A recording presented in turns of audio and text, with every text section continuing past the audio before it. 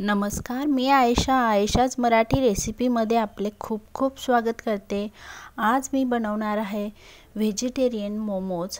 आता हे भरपूर भाज्या घालून व्हेजिटेबल घालून आपण हे मोमोज बनवणार आहोत। अगदी छान पटकन नाश्त्याला तुम्ही कधीतरी बनवू शकता। त्यासाठी सुरुवातीला मी मैदा घेतलाय, साधारणतः एक कप मैदा घेतलाय। त्यामध्ये चवीनुसार मी मीठ घालून घेणार आहे आणि आता ह्यामध्ये थोडंसं पाणी घालून व्यवस्थित मैदा मळून घेते। हे बघा, थोडं पाणी घालून याचा छान असा कणकेचा जसा गोळा असतो तसा गोळा होईल या पद्धतीने मळून घ्यायचा आहे। मैद्यामध्ये मी फक्त मीठ घालून घेतलंय, हे बघा। आणि आता हा छान मऊ असा मळून घेतला। एक बोट तुपाचं लावून मी पुन्हा मळून घेते। हे अगदी ऑप्शनल आहे, तूप तुम्हाला आवडत नसेल तर नाही लावलं तरी चालेल। आता आपण जे स्टफिंग आहे, ज्यामध्ये सारण घालणार आहोत मोमोजचं, ते बनवत आहोत।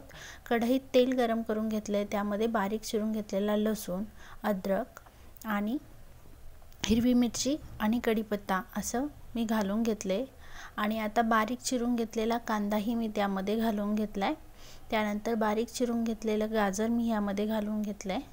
त्याचप्रमाणे बारीक चिरून घेतलेला कोबी मी यामध्ये घालून घेतलाय आणि बारीक चिरून किसून घेतलेला फ्लावर मी यामध्ये घालून घेतलाय। आता हे व्यवस्थित मंद आचेवर मी फ्राय करून घेणार आहे। जे काही भाज्यांमधलं मॉइश्चर आहे ते निघून जाईपर्यंत व्यवस्थित आपण फ्राय करून घेणार आहोत।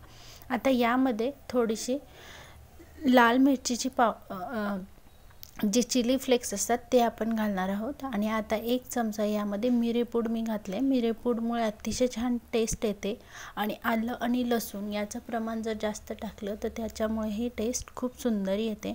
आता हे मॉइश्चर निघेपर्यंत आपण व्यवस्थित असं फ्राय करून घेणार। अगदी मंद आचेवर फ्राय करायचं आहे। मी आता थोडीशी कोथिंबीर घालून घेतली आहे। कोथिंबीर ही अगदी व्यवस्थित त्याच्यातलं मॉइश्चर निघून जाईल तोपर्यंत फ्राय करून घेणार। एक चमचा मी मॅगी मसाला घातलाय, नसेल तर नाही टाकला तरी चालेल, हे अगदी ऑप्शनल आहे, पण टेस्ट छान यावी म्हणून मी एक चमचा मॅगी मसाला घालून घेतलाय। आता हे व्यवस्थित आपण फ्राय करून मॉइश्चर निघेपर्यंत फ्राय करून घेत आहोत। चवीनुसार मीठ घालून घेतलं, यामध्ये साधारणतः 1.5 चमचा मीठ मी घालून घेतलाय। आणि आता शेवटी मी थोडंसं बीट बारीक कापून घेतलं होतं ते घालून घेते। बीटाचा कलर पूर्ण लाल होतो, त्यामुळे मी शेवटी बीट घालून घेतले आणि आता हे व्यवस्थित फ्राय करून घेणार आहे।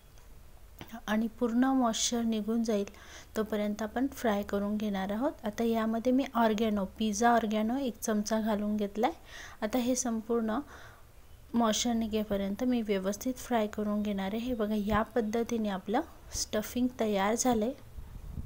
तुम्ही तुमच्या आवडीनुसार त्यात भाज्या घालू शकता। आता आपण मैदाही छान भिजला आहे। आता याच्या छोट्याशा लाट्या काढून घ्यायच्या आहे आणि ह्यांचे मस्त असे गोलाकार पुऱ्या आपण करून घेणार आहोत। तुम्ही बघू शकता, थोडासा मैदा लावून आणि व्यवस्थित अशा पुऱ्या बनवून घ्यायच्या।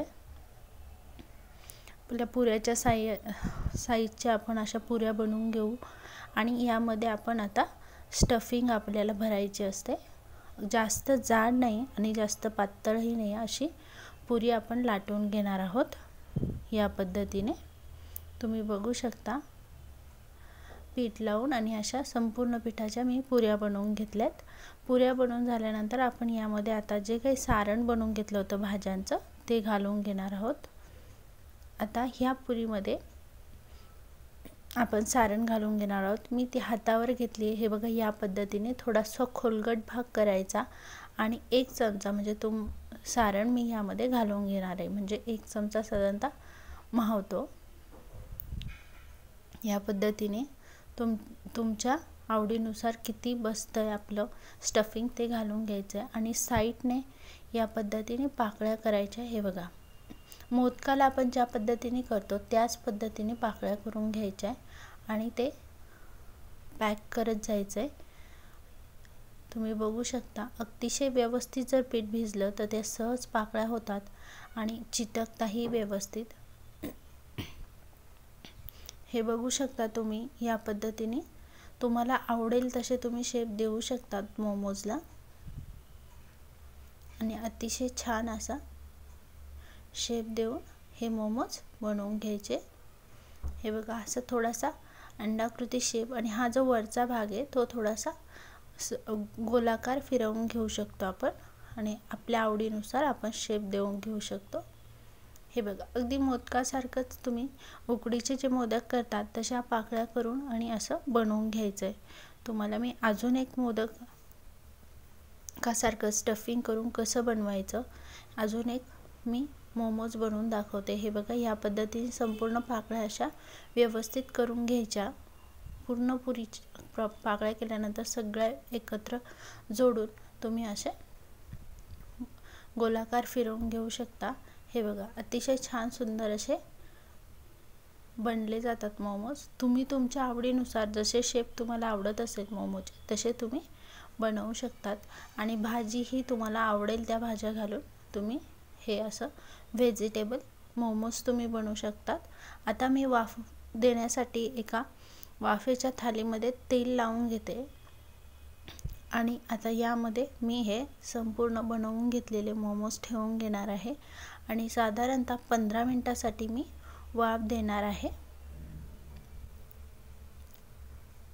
15 मिनिटं आपण वाफ देऊन घ्यायची म्हणजे व्यवस्थित आतली भाजी शिजलेली असते पण वरचं जे कवर आहे मैद्याचं पिठाचं ते व्यवस्थित शिजतं।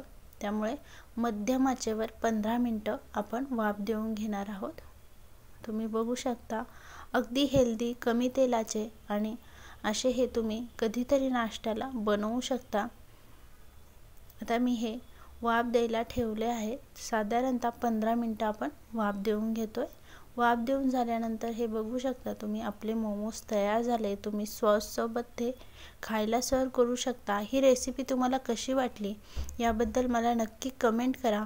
आवडली असेल तर रेसिपीला लाईक करा आणि चॅनलला सबस्क्राईब करा, बेल आयकॉनला क्लिक करा म्हणजे नवीन रेसिपीचे नोटिफिकेशन सर्वात आधी तुम्हाला येईल। पुन्हा आपण अशाच नवनवीन रेसिपीसोबत पुन्हा भेटूया। तोपर्यंत स्वस्त खा, मस्त राहा आणि महत्त्वाचं म्हणजे तुमच्या आरोग्याला जपा। पुन्हा भेटू आपण नवीन रेसिपीसोबत। तोपर्यंत धन्यवाद।